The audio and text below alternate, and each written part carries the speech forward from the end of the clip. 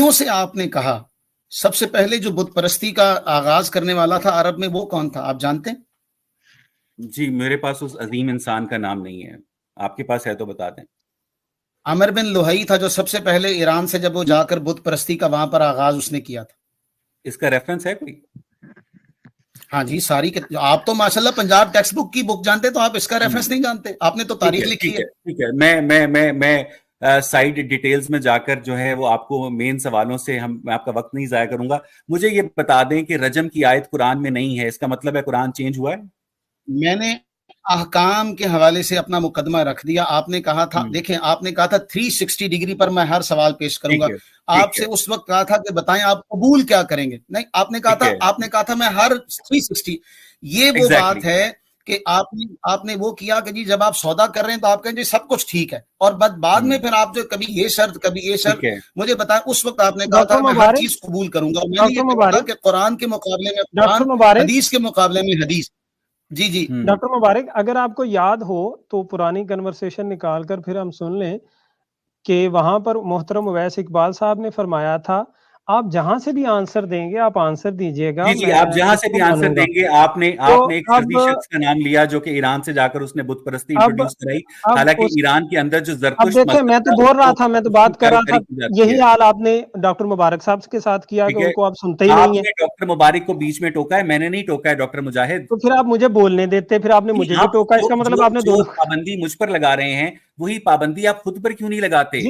میں نے ڈاکٹر مبارک سے بات کی صرف یہ کہ ان کو میں ایک بات آپ کو بھی بتاؤں، آپ نے کہا تھا آپ جہاں سے مرضی آنسر دیں، آپ برائے مہربانی میں قبول کروں گا، جہاں سے مرضی دیں، وہ لوگ فیصلہ کر لیں گے۔ اسی طرح کر رہا ہوں جیسے واجدی صاحب سے آپ کر رہے تھے، نہیں کرتا ہے تاریخ میں، واجدی صاحب سے آپ ریکویسٹ کر رہے تھے کہ مجھے سنیں، میں تو ریکویسٹ کر رہا ہوں مجھے کچھ دیکھیے، میں اس لحاظ سے نہ عالم ہوں نہ میں ملحد ہوں نہ میں اس لحاظ سے مذہبی عالم ہوں، میں آپ سے بارہا عرض کر رہا ہوں جیسے آپ واجدی صاحب سے کہہ رہے تھے کہ مجھے سنیں، میں کہہ رہا ہوں آپ کائنڈلی ڈاکٹر صاحب کو بھی سن لیں۔ مجھے لگتا ہے کہ اگر آپ زیادہ بیچ میں نہیں ٹوکیں گے تو میں اور ڈاکٹر مبارک زیادہ میننگ فل گفتگو کر سکتے ہیں۔ جی آپ بات کریں۔ جی آپ بات کریں۔ ڈاکٹر مبارک مجھے یہ بتائیے گا، رجم والی آیت قرآن میں نہیں ہے، رجم والی آیت کدھر گئی؟ آپ نے کہا عمر بن لوہی نام کا کوئی بندہ تاریخ میں ایگزسٹ نہیں کرتا۔ آپ کیا ساری تاریخ پڑھے ہوئے؟ جی مجھے پتا ہے نا کہ یہ ایک فرضی نام ہے جو آپ کے علماء نے گھڑا ہوگا، کیونکہ ایران کے اندر جس ایرا کے اندر اسلام آیا یا اس سے پہلے ہمارے علماء گھڑیں، ہمارے علماء ذکر کریں تو وہ گھڑیں، ہمارے علماء ذکر کریں تو وہ گھڑیں، آپ کہیں تو ٹھیک ہے، تم قتل کرو ہو کہ کرامات کرے ہو۔ ڈاکٹر مبارک تھوڑی سی نیوٹرل ہسٹری بھی پڑھ لیتے۔ ایران کے اندر بت پرستی نہیں ہوتی تھی، اسلام آنے سے 1000 سال پہلے ایران میں زرتشت مذہب کی پرستش ہوتی تھی، وہ خدا ہوتے تھے اہرمن اور یزدان۔ ملک کے شام سے لے کر آیا تھا، شام ہو گیا، شام سے لے کر آیا تھا۔ اب دیکھیں شام ابھی پہلے ایران تھا، 2 منٹ پہلے ایران تھا، شام ہو گیا۔ وہ میں بھی اپنی معذرت اپنی غلطی قبول کرتا ہوں۔ ٹھیک ہے، مجھے رجم والی آیت کدھر گئی؟ میں بھی اپنی غلطی قبول کرتا ہوں۔ ٹھیک ہے، میں ایکسپٹ کرتا ہوں، میں نے پہلے ذکر کر دیا۔ مجھے بتائیں رجم والی آیت، اللہ تعالیٰ نے احوال کے اعتبار سے، اللہ تعالیٰ نے حالات و واقعات کے اعتبار سے چیزوں کو بتدریج گریجولی تقسیم کیا۔ میں نے اس کی آپ کو اگزامپل دے دی شراب والی۔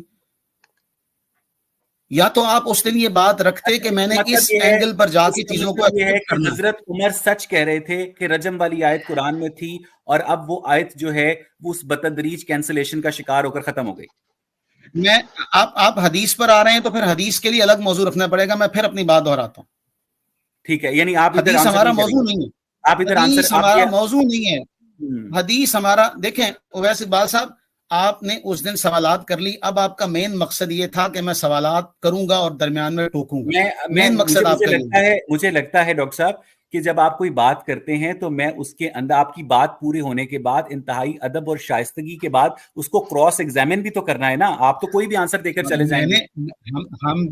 ہم بھی ادب اور شائستگی کے ساتھ آپ سے بات کر رہے ہیں۔ میں نے آپ کو مثال پہلے دے دی، لاجیکلی بات یہ ذکر کر دی کہ ڈاکٹر اپنے مریض کو حالات کے اعتبار سے نسخہ دے دیتا ہے۔ کیا کوئی ڈاکٹر کو جا کے پوچھتا ہے کہ بھائی تم نے پہلا نسخہ چینج کیوں کیا؟ کیا ڈاکٹر سے کبھی جا کے آپ نے پوچھا؟ یا آپ تو بیمار کبھی نہیں ہوئے ہوں گے، آپ کبھی ڈاکٹر کے پاس نہیں گئے ہوں گے۔ آپ تسلیم کر رہے ہیں میں حدیث پر بات نہیں ہو رہی، حدیث پر بات نہیں ہو رہی، حدیث پر بات نہیں ہو رہی. اللہ تعالیٰ نے احوال, اور میں نے یہ بھی ذکر کر دیا,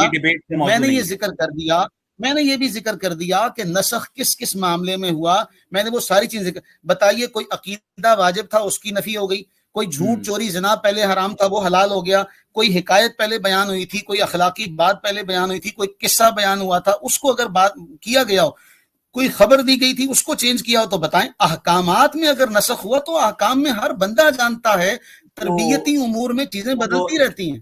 چونکہ آپ حدیث پر بات نہیں کر رہے ہیں تو اس لیے آپ سے یہ سوال پوچھنا جو ہے اس کا کوئی فائدہ نہیں ہے کہ صحیح بخاری کی حدیث نمبر 6829 کے مطابق حضرت عمر کے مطابق جو رجم والی آیت قرآن میں موجود تھی وہ اب قرآن میں نہیں ہے. پر بات کریں گے, پھر ہم حدیث پر بات کریں گے. آپ یعنی ابھی اس پر آپ کمنٹ نہیں کر رہے؟